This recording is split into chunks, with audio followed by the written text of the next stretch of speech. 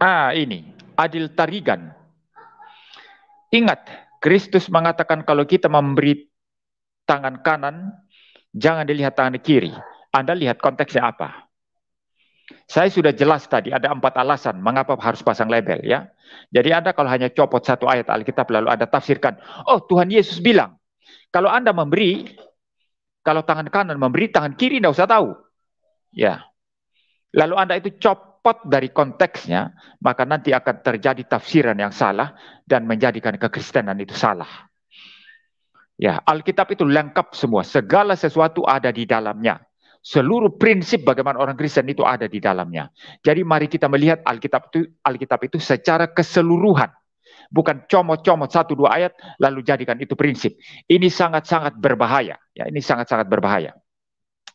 Nah, ada 4 alasan tadi mengapa saya katakan harus pasang label ketika memberi bantuan dalam bencana alam semacam itu.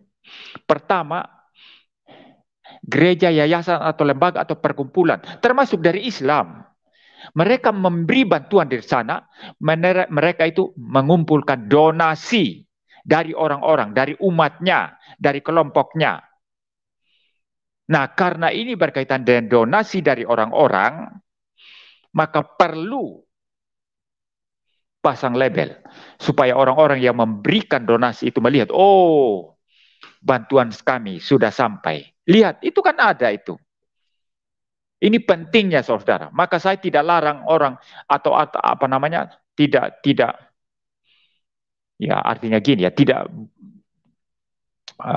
maksud saya sangat-sangat setuju jikalau orang itu foto-foto ya buktikan bahwa dia kerja melayani di tempat bencana. Lalu foto-foto unggah di Facebook, itu untuk transparansi supaya donatur ini melihat.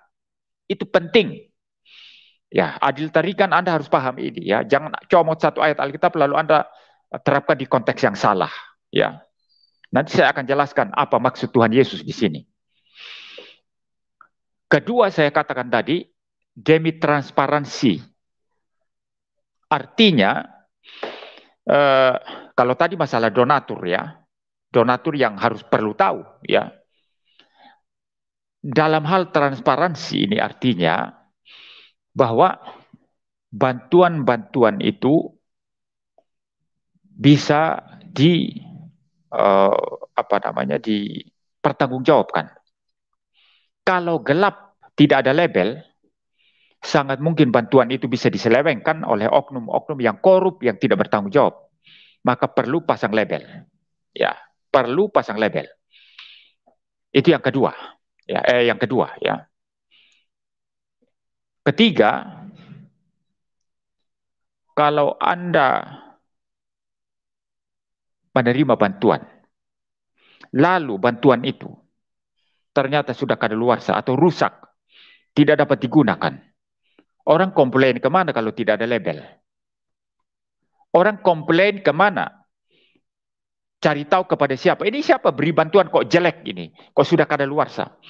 Kalau tidak ada label, orang komplain kemana? Nah ini saya dapatkan dari channelnya Alif itu ya. Ini bagus ini, betul ini.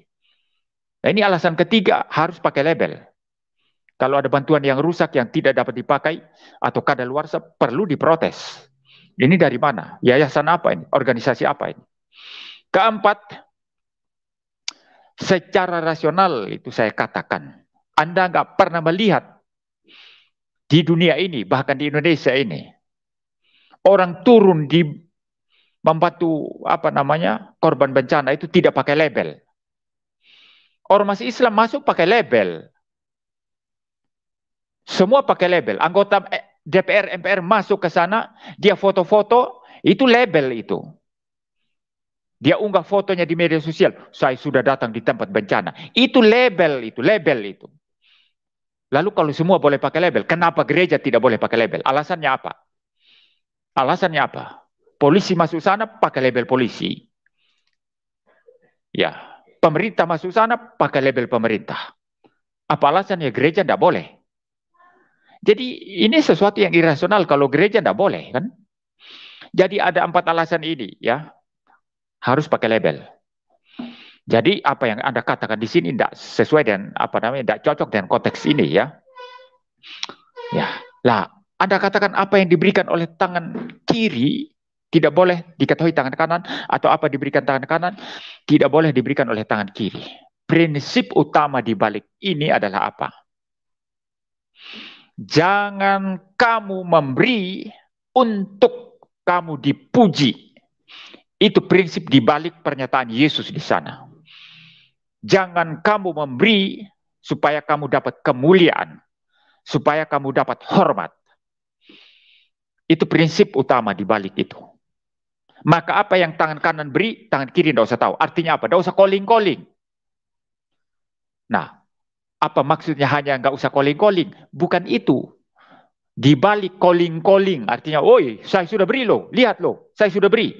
Di balik itu ada apa? Ada unsur nanti memuliakan diri, membanggakan diri, menyombongkan diri bahwa saya sudah memberi banyak. Itu yang dilarang oleh Tuhan Yesus. Bukan masalah pakai label. Kalau tidak boleh, ini berbahaya. Bagaimana dengan transparansi di dalam gereja kalau tidak boleh begitu? Bapak A memberi persembahan persepuluhan 1 juta. Ya, Bapak A ya.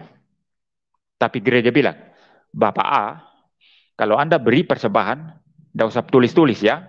Bahkan NN pun ya, biasanya NN ya, ada NN ya, no name ya. No name pun jangan ya, tidak usah. Pokoknya beri saja. Karena apa yang tangan kanan mau beri, tangan kiri tidak usah tahu. Jadi Bapak A kasih persepuluhan, tidak usah pakai nama apapun. Termasuk NN, tidak usah. Bapak B kasih 2 juta, tidak usah. Jadi banyak orang memberi persepuluhan, tidak usah pakai label apapun, tidak usah pakai nama apapun. Bagaimana nanti itu bisa transparan?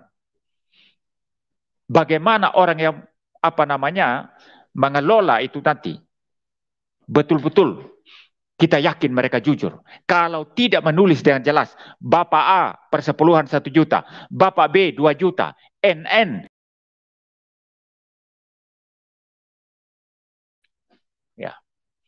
Harus transparan dan perlu label, perlu nama di persembahan itu. Ya.